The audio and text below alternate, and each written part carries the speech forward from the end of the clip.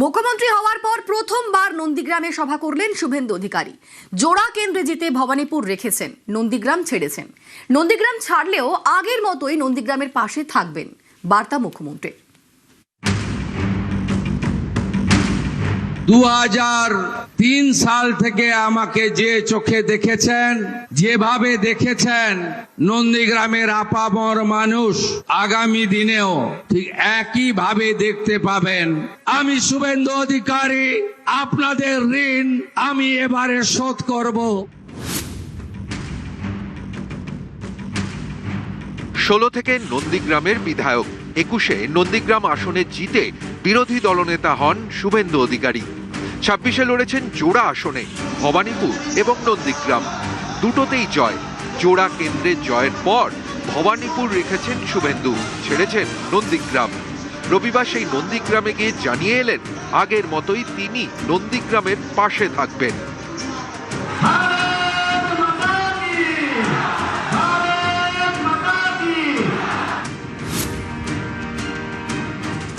2003 সাল থেকে আমাকে যে চোখে দেখেছেন, যেভাবে দেখেছেন, নন্দীগ্রামের আপামর মানুষ আগামী দিনেও ঠিক একই ভাবে দেখতে পাবেন। আপনারা নিশ্চিন্ত থাকুন, যে স্বপ্ন আপনারা দেখেছেন আমাকে বা আমাদেরকে কেন্দ্র করে, আমি শুভেন্দু অধিকারী আপনাদের ঋণ আমি এবারে শোধ করব। আমার কোনো পরিবর্তন আপনাদের চোখে পড়বে না, এটুকু আমি আপনাদের আশ্বস্ত করতে চাই। আপনারা নিশ্চিন্ত থাকুন, গত নির্বাচন প্রচার চলাকালীন আমি আপনাদের যে কথাগুলো দিয়ে গেছিলাম, সব কথাগুলো অক্ষরে অক্ষরে পালন করার দায়িত্ব আমার শুভেন্দু অধিকারীর। কোনো অসুবিধা আপনাদের হবে না। সংবিধানের নিয়ম মেনে একটা সিট রেখে আরেকটা ছাড়তে হয়েছে, ভবানীপুর রেখে নন্দীগ্রাম আমাকে ছাড়তে হয়েছে। একদম বিচলিত হবেন না, একদম দূরত্ব তৈরি করবেন না। একদম আপনাদের শুভেন্দু আপনাদের সাথে ছিল, আছে, ভবিষ্যতেও থাকবে। কাঁথির সাংসদ সৌমেন্দু অধিকারী, আমি তাকে বিশেষ দায়িত্ব দিয়ে গেলাম। 5টি মণ্ডলে 5 জন এমএলএ সাহায্য করবেন। অরূপ কুমার দাস, শান্তনু প্রামাণিক, চন্দ্রশেখর মণ্ডল, নির্মল খাড়া, তপন মাইতি। জেলা শাসককে বিশেষ নির্দেশ আছে, সমস্ত বকেয়া কাজ চালু করতে হবে। আমাদের পঞ্চায়েত গ্রাম উন্নয়ন মন্ত্রী মাননীয় দিলীপ ঘোষ মহোদয়কে আমি বলেছি, দ্রুত 100 দিনের কাজ চালু করে আমাদেরকে আরো বেশি করে উন্নয়নের কাজ মানুষকে পৌঁছে দিতে হবে। কোষাগারের বেহাল অবস্থা, আপনাদের কাছে দেওয়া প্রতিশ্রুতি ধাপে ধাপে পূরণ করতে হবে। বিনিয়োগকারীদেরকে রাজ্যে আনতে হবে।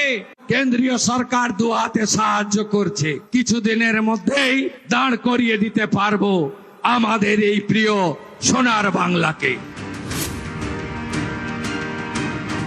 দেখতে থাকুন, যা চুরি করেছে সব বের করবো। যে গর্তের ভিতরে রেখেছ, গর্ত খুঁড়ে বের করবো।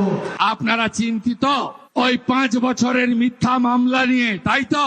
যা করার আইনি পথে করব। সবকা সাথ সবকা বিকাশই শুধু হোগা, সবকা হিসাব নেই হোগা। হিসাব তো জরুর হোগা। হাতে আইন তুলবেন না। এখনো গুন্ডাগুলো বাড়িতে আছে, এদের আসল জায়গা হবে জেল। আমি একটাকেও ছাড়বো না, যেভাবে কাজ করেছে আমি ভুলবো না। আপনারা নিশ্চিন্ত থাকুন, ভরসা রাখুন, সব হিসাব হবে বন্ধু, সব হিসাব হবে, শুধু দেখতে থাকুন। রবিবার নন্দীগ্রাম বাজার সংলগ্ন মাঠে সভা হয়। ঘরের ছেলেকে বীরের সংবর্ধনা দেয় নন্দীগ্রাম।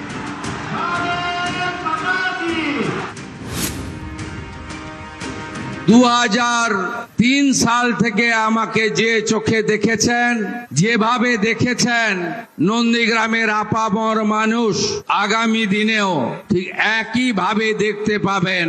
আমি শুভেন্দু অধিকারী, আপনাদের ঋণ আমি এবারে শোধ করব।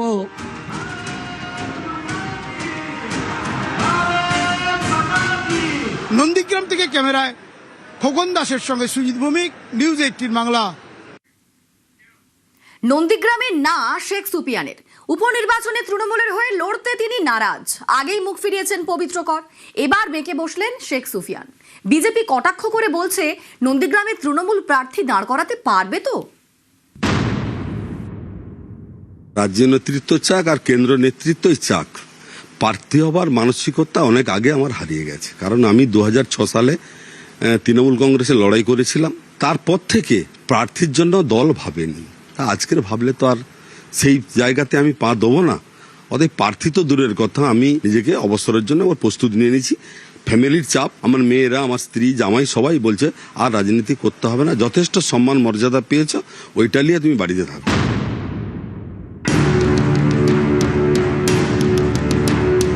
নন্দীগ্রামে দাঁড়াতে চান না শেখ সুফিয়ান। উপনির্বাচনে পূর্ব মেদিনীপুরের নন্দীগ্রাম আসনে প্রার্থী হওয়ার দলীয় প্রস্তাব ফেরালেন তৃণমূল নেতা। একসময় দাপুটে তৃণমূল নেতার মুখে এখন রাজনৈতিক সন্ন্যাসের ভাবনা।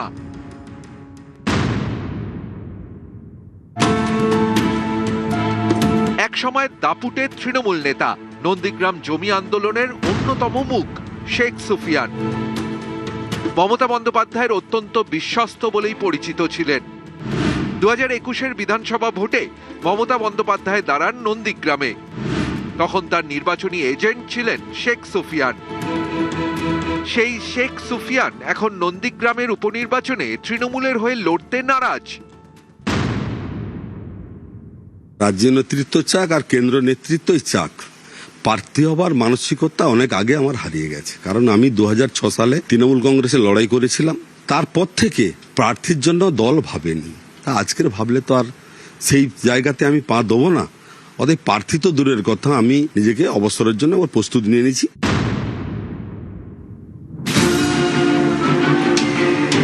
26 ভোটে নন্দীগ্রাম জেতেন শুভেন্দু অধিকারী। তৃণমূল প্রার্থী পবিত্র করকে প্রায় 10,000 ভোটে হারান। শুভেন্দু জেতেন ভবানীপুরেও। দুই কেন্দ্রেই জেতার পর ভবানীপুরকে বেছে নেন শুভেন্দু অধিকারী। তাই নন্দীগ্রামে ফের ভোট হবে। উপনির্বাচনে কি ফের তৃণমূলের হয়ে লড়বেন পবিত্র কর? না, সেরকম আর লড়াই করার মতো আর ইচ্ছে নেই।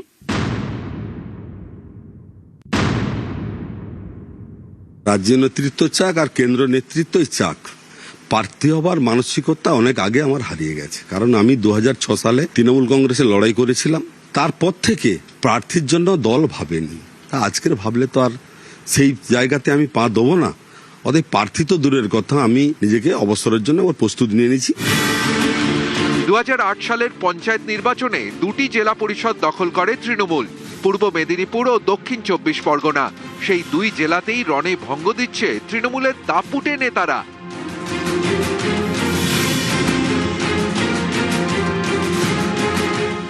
দক্ষিণ 24 পরগনার ফলতার উপনির্বাচনের আগেই ভোট ময়দান ছেড়ে পালান তৃণমূল প্রার্থী জাহাঙ্গীর খান। অনেকেই বলেন কয়েকদিন আগেও জাহাঙ্গীর খানের নামে ফলতায় বাঘে গরুতে এক ঘাটে জল খেত। রাজ্যে পালাবদল হতেই ভোট ময়দান থেকে সেই পুষ্পা পগার পাড়। তৃণমূলের দুর্গ ফলতায় এখন পদ্মের চাষ। আর এদিকে পূর্ব মেদিনীপুরের নন্দীগ্রামে প্রার্থী হতে নারাজ শেখ সুফিয়ান। তৃণমূল পার্টিটা নেই, আর সরকার নেই, পার্টি নেই, কোনো ক্যাডার নেই, কাটমানি নেই, তোলাবাজি নেই। সুতরাং কেউ চাইবে না, কোনো মাইনরিটি, কোনো কেউ তৃণমূল দলের সাথে আর থাকতে চাইছে না। তারা পুরোপুরি ভাবে বুঝতে পারছে যে এবার আর কোনোভাবে এই তৃণমূল নামটা মুছে, এই জন্য কেউ আর তৃণমূলে, যারা এতদিন তৃণমূলের পৃষ্ঠপোষকতা করে এসছেন, তারা আর তৃণমূল থেকে মুখ ঘুরিয়ে। শেখ সুফিয়ান একসময় দাপুটে তৃণমূল নেতা, তিনি আজকে অনেকটাই হতাশ, কিন্তু আশাবাদী শুভেন্দু অধিকারী মুখ্যমন্ত্রী হিসেবে সফল হবে, এমনটাই তিনি দাবি করছেন। নন্দীগ্রাম থেকে ক্যামেরায় খোকন দাসের সঙ্গে সুজিত ভৌমিক, নিউজ 18 বাংলা। হলদিয়ার উন্নয়নে নজর মুখ্যমন্ত্রীর। নভেম্বরে হলদিয়ায় পুরো ভোট বৈঠক শেষ জানিয়েছেন হলদিয়ার বিজেপি বিধায়ক প্রদীপ বিজলি। হলদিয়ার উন্নয়নে গতি আনতে রোড ম্যাপ তৈরি।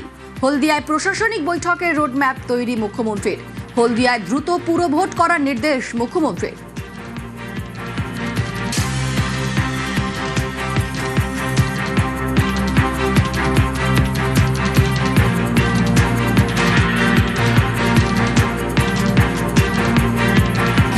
মানে সাংঘাতিক গুরুত্বপূর্ণ। হলদিয়ায় প্রায় 4 বছর পৌর নির্বাচন হয়নি। হলদিয়া পৌরবাসী হলদিয়া পৌর পরিষেবা থেকে বঞ্চিত আজ 4 বছর।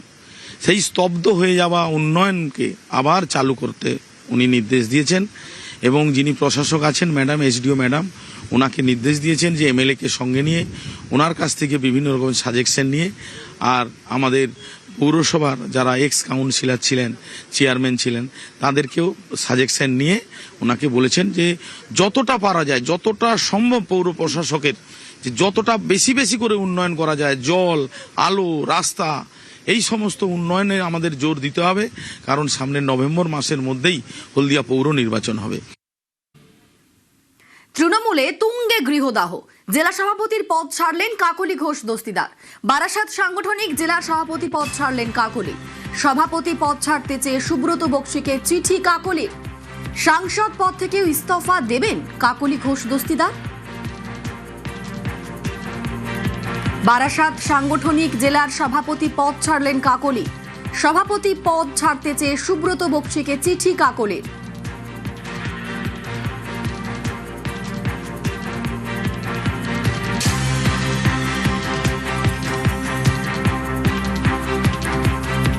তৃণমূলে কাকলি অস্বস্তি। 2009 থেকে টানা তৃণমূল সাংসদ কাকলি ঘোষ দস্তিদার। লোকসভা তৃণমূলের মুখ্য সচেতক ছিলেন কাকলি। সম্প্রতি মুখ্য সচেতক পদ থেকে কাকলিকে সরায় তৃণমূল। এরপরই সোশ্যাল মিডিয়ায় ক্ষোভ উগরে দেন তৃণমূল সাংসদ।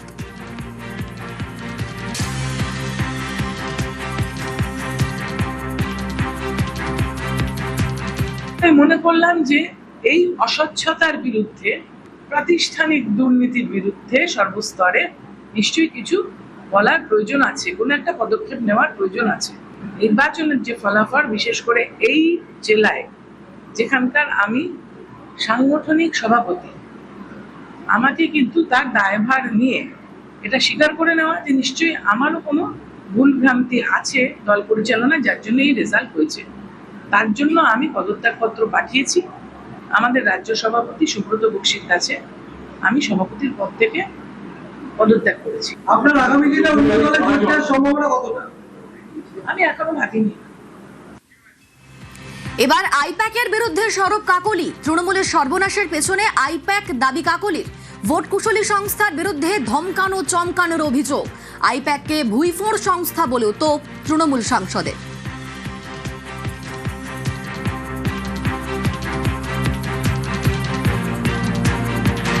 একটা হঠাৎ করে কোনো ভুইফোঁড় সংস্থা আসলো, তারা এসে ধমকালো। সবচেয়ে বড় কথা যে এইখানে বসে ধমকে যাচ্ছে। আমি রাজনীতি করছি ধরুন 40-42 বছর, একটা মেয়ের বয়স 22 বছর, সে এসে এখানে ধমকে যাচ্ছে। আপনারা বুঝে নিন। হ্যাঁ, তাই তারা তো সারাক্ষণ ধমকাচ্ছে কি করে পলিটিক্স করতে হবে, কি করে ভোট করতে হবে, কি করে। এবারে ভোটটা আপনি দেখুন, সারা বাংলা জুড়ে ভোটের ব্যবস্থাটা দেখুন। সর্বনাশ করার মূলে যদি কেউ থাকে তাহলে ওই সংস্থা একেবারে সর্বনাশ করে দিয়েছে। আইপ্যাক ইস্যু থেকে দিদি দলের সঙ্গে অনেক আগে আপনার দূরত্ব তৈরি হয়েছিল। সেটা একটা হয়েছে, কেননা ওরা এমন ভুলভাল নির্দেশ দিত, এমন অথরিটেরিয়ান একটা অ্যাটিটিউড নিত যেন ওইখান থেকে কথা বলছি আর আমাদের সবাইকে শুনতে হবে। তা তো নয়। যুদ্ধ করতে করতে লড়াই সংগ্রাম করতে করতে জীবনের সবকিছু শেষ করে দিয়েছি শুধু গণতন্ত্রের প্রতিষ্ঠা করতে এই রাজ্যে। সেখানে আমার সম্বন্ধে যদি কেউ কিছু বলে বা আমাকে যদি শেখাতে আসে, সেটা ভ্রান্তি নয় তার। মায়ের পদত্যাগের পরই সোশ্যাল মিডিয়ায় পোস্ট কাকলির ছেলে বৈদ্যনাথ ঘোষ দস্তিদারের। মায়ের সিদ্ধান্তকে স্বাগত জানিয়ে তৃণমূলকে তোপ কাকলির ছেলে।